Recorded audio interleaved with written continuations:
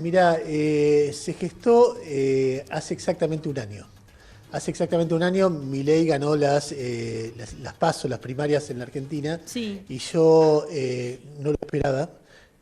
No solamente no lo esperaba, sino que conocí algo de él, pero no mucho, porque un periodista está mirando lo que pasa en un gobierno, lo que pasa en el principal partido de oposición.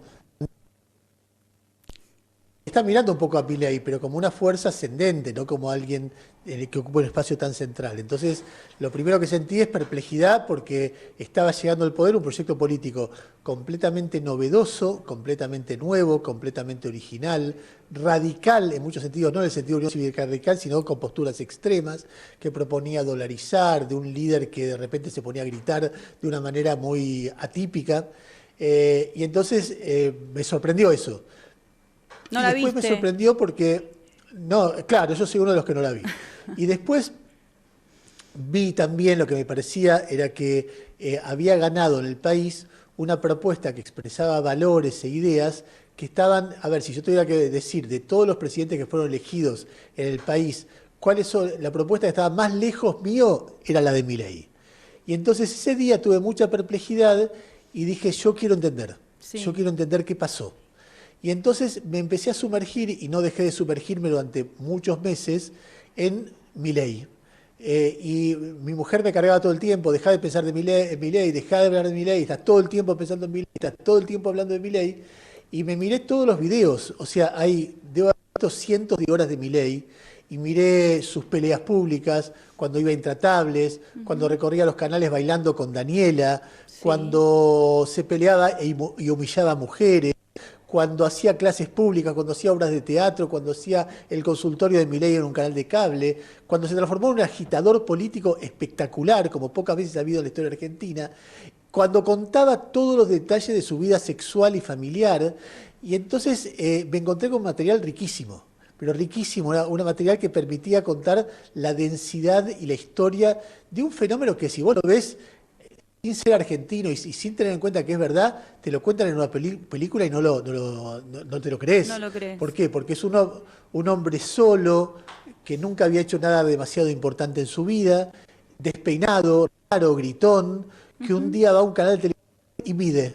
Y empieza a gritar en televisión y mide cada vez más. Y 7 años después, no solo es presidente, sino que es una referencia política internacional, que además tiene una hermana muy sencilla que tiraba las cartas del tarot, que era repostera, que era costurera, que participaba de un programa de televisión de Guido Casca para ganarse un carrito de supermercado, y esa mujer en pocos años se transforma en la mujer más poderosa del país.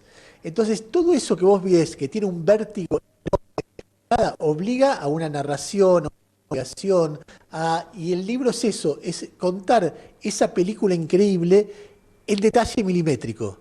Y entonces, si alguien lo lee, le va a pasar lo que me pasó a mí, que se encuentra con cosas que no había visto, que se encuentra con cosas que había visto y no le había llamado mucho la atención, o que se encuentra con cosas que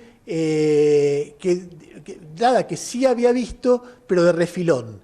Y cuando lo ves todo junto, bueno, me pasa a mí todavía que lo escribí, lo corregí, te encontrás con una historia impresionante. A ver, vos encontrás en los medios gente que escribe y habla y escribiría para defenderlo a Milei y para mostrar que Milei es el hombre más importante de la historia de la humanidad, como dice él. Encontrás gente que lo que quiere es contar una historia para destruirlo a Milei. Bueno, esto no es este libro. Yo no digo que una cosa o la otra estén bien o mal, ¿eh? Quiero que cada uno hace lo que está de acuerdo a sus convicciones.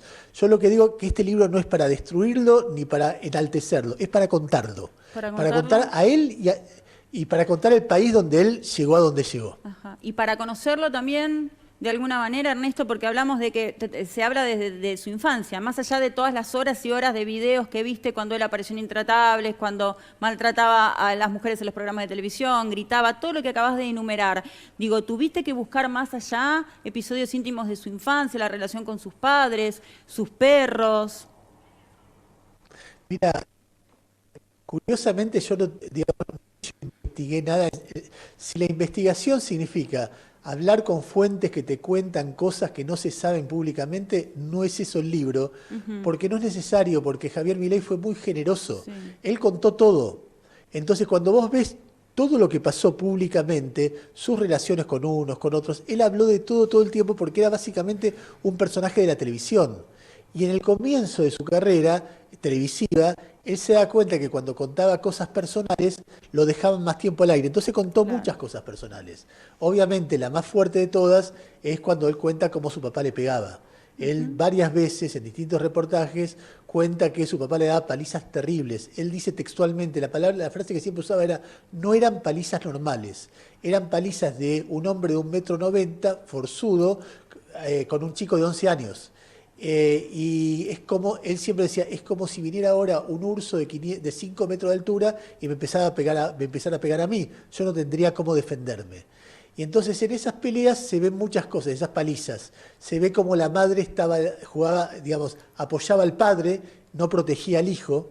Hay un reportaje creo que de Nicole Neumann, ¿qué hacía? Y dice, no, acuerdo previo a la llegada de los hijos que ella respetó. Pero entonces ella le pregunta, pero muchas padres se hubieran ido de su casa para proteger al hijo. Bueno, no fue el caso de mi mamá, y por eso yo no voy a tener hijos, porque puede salir muy mal. Entonces de esas peleas aparece que él no va a tener hijos. De esas peleas aparece la relación con Karina, que es la que lo protegía en esas peleas, fue su refugio entonces y ahora. La hermana, por eso esa relación, ¿no? Maternal de alguna manera con la hermana. Y de alguna manera sí, es el vínculo afectivo más sólido y permanente que ha tenido siempre Milei. De esa situación, obviamente, salen muchas cosas de su personalidad. Él que explica que como viví todo eso, lo dice muchas veces, cuando otra gente se acobarda ante cientos de desafíos, yo no me acobardo y voy por adelante, porque sobreviví a cosas muy feas. Y bueno, en esa infancia hay bastante de lo que explica o lo que ayuda a entender la complejidad del personaje. Bien, Ernesto, la última, definilo, más allá de todo lo que acabas de decir que lo define de alguna manera, dijiste que es un líder para vos, imagino que así lo considerás. En pocas palabras, ¿cómo lo definirías a Milei? Es un hombre audaz, es un hombre que toma decisiones fuertes, es un hombre de posiciones extremas, a veces contradictorias entre sí o muy contradictorias entre sí, pero él no ve esa contradicción, él puede ir para un lado y para el contrario al mismo tiempo. A esta altura es un hombre de poder, es un hombre que aprendió de política y tiene un olfato político que es sorprendente para el poco tiempo de su vida que le dedicó a la política. Es un hombre muy conflictivo, es un hombre que disfruta del conflicto y cuanto más violento, al menos verbalmente, ese conflicto, más disfruta. Y es un hombre que es capaz de cambiar brutal y vertiginosamente ideas. Hasta ahora la única idea fija que yo le conocí desde que empezó hasta hoy, en todo lo que vi, es una que está siendo fiel, que es que si yo dejo de emitir, no importa que genere una enorme recesión, no importa lo que genere el resto de las cosas, a la larga la inflación baja, y si la inflación baja, el país empieza a crecer porque el peso de la inflación es una piedra que impide que crezca. Esa idea sigue siendo la base del experimento social que estamos viviendo en carne propia todos nosotros. Te diría, ojalá que esa idea sea correcta, porque es una idea, por supuesto, muy discutida por mucha gente, sea correcta, porque si no es correcta, la vamos a pasar bastante mal en los próximos meses. Pero de cualquier manera, en ese caso, imagino yo que él va a volver a cambiar y va a desechar esa idea, porque lo he visto cambiar. Él todo el tiempo defiende ideas con mucho énfasis y después las abandona, con lo cual hay que ver hasta dónde llega su transformación. Bien, muchísimas gracias por este contacto, por este móvil y, bueno, felicitaciones por el libro. ¿Puedo mandar un saludo? ¿Cómo no? A la gente de Sarmiento de Junín, especialmente a Damonte, que salió de un gran club que es Estudiantes de La Plata.